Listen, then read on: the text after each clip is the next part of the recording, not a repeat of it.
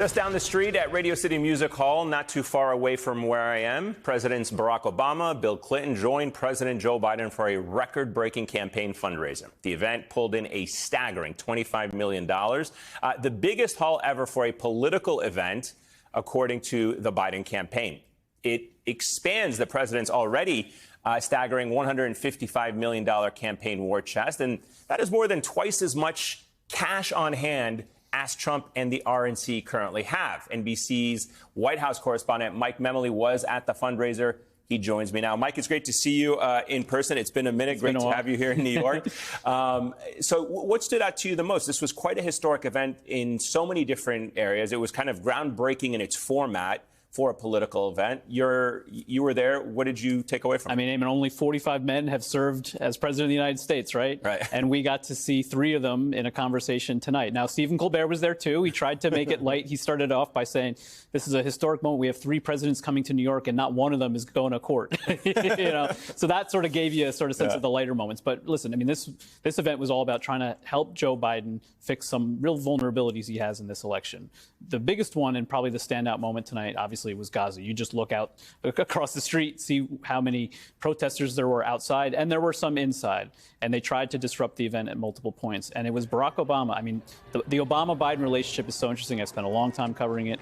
Biden defended President Obama a lot, and that was what endeared him to President Obama and a lot of his supporters. It helped him become president. Tonight, it was Obama coming to Biden's defense.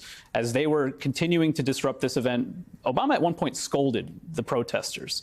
And he said, it's not enough if you want to talk, you also have to listen.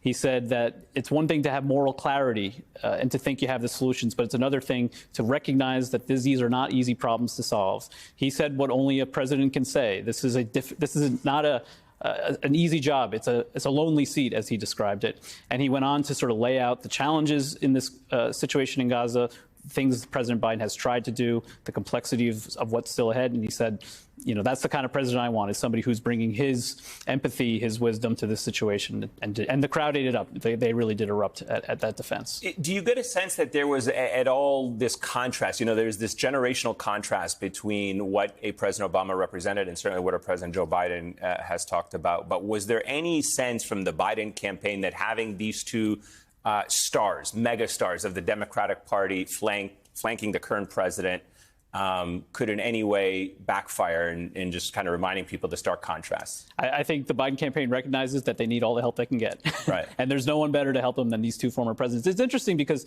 you talk about the ways in which they can help the president with some real vulnerabilities. What is one of the biggest vulnerability Biden has is his age. He's 81 years old, and these are 2 former presidents who are younger than him, former presidents who are younger than him. And by the way, former presidents who beat much older men when they first ran for president in 96 and 2008. And so it was interesting to see them all on stage together, but they also made light of age and President Biden himself talking about Donald Trump's ideas are old and they're out of shape. So a little bit of red meat for the audience tonight. Yeah, and speaking of the 4th president, he was also in New York doing something else, but not going to court, at least today. Not today. Mike Memoli, it's great to see you as always, my friend. Thank you so much. For more, I want to bring in Donna Edwards, former Democratic Congresswoman of Maryland, and David Jolly, former Republican Congressman of Florida. Donna, I'll start with you. And as we mentioned there, this kind of last point that I was bringing up with Mike, Biden standing on stage with 2 younger former presidents, still ranked in an enormous amount of money. Is this a sign, perhaps, that age is not as big of a weakness as Democrats feared? Well, I think what happened is we had a State of the Union message earlier this month, and I think that really helped to put aside the age question in a lot of respects. And I think that what you saw, what was at least Mike reported on stage this evening, are different elements of the Democratic Party coming together, supporting, obviously, the 2 presidents, supporting President Biden, and offering a way to talk about, communicate with the various parts of the Democratic Party. Each of those parts Democrats are going to need in order to win an election in November. David, Biden has been taking more pointed shots at Donald Trump lately, particularly how cash poor his campaign is compared to Joe Biden's. Talk to us about the importance of money at this point of the race, and will these shots that Joe Biden is taking with the numbers that we're seeing today, $25 million, have an impact on Donald Trump?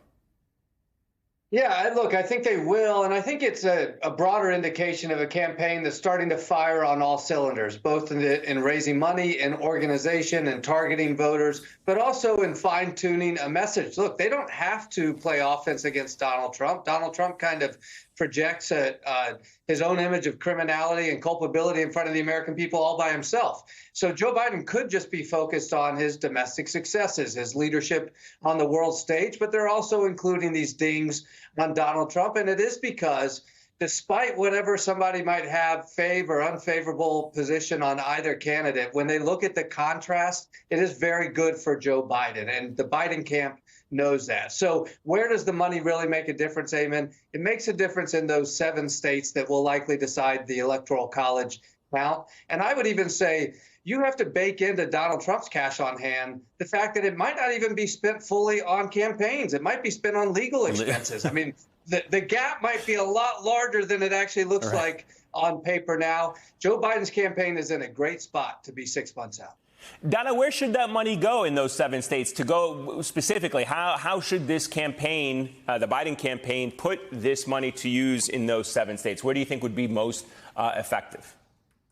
Well, I mean, you already see it happening. The Biden campaign has been running, consistently running ads in a lot of the states that are viewed as swing states to try to move the needle. And you can actually see that that's starting to have some impact in these national polls where the gap is slowly closing. The Biden campaign is also, they announced they're opening up 300 or so offices all around the country. And so I think that that's really important to have a presence in the states and to be working from now in this long campaign stretch from now until November, and to put that on the ground and get those surrogates out speaking on behalf of the president. I mean, I think today, Eamon, what you saw is the contrast that is going to go on for the duration of this campaign. There you got the 3 presidents on stage talking, raising money, running their campaign. Biden is going all around the country. And then you have the contrast of Donald Trump either on a golf course, in a courtroom, or someplace on Truth Social. That is not a way to run a winning campaign. And I think that the Biden campaign is counting on being able to use all of that extra cash to continue to get its message out. Hey everyone, MSNBC has a new and improved app. You'll get real-time alerts and analysis, live blogs, in-depth essays, video highlights, and the best 2024 election coverage. Download the new MSNBC app. Here's how to do it. You tap on the App Store on your phone. You hit search on the bottom right corner. You type in MSNBC. You click on the MSNBC app. You click on Get or the cloud icon and enjoy it.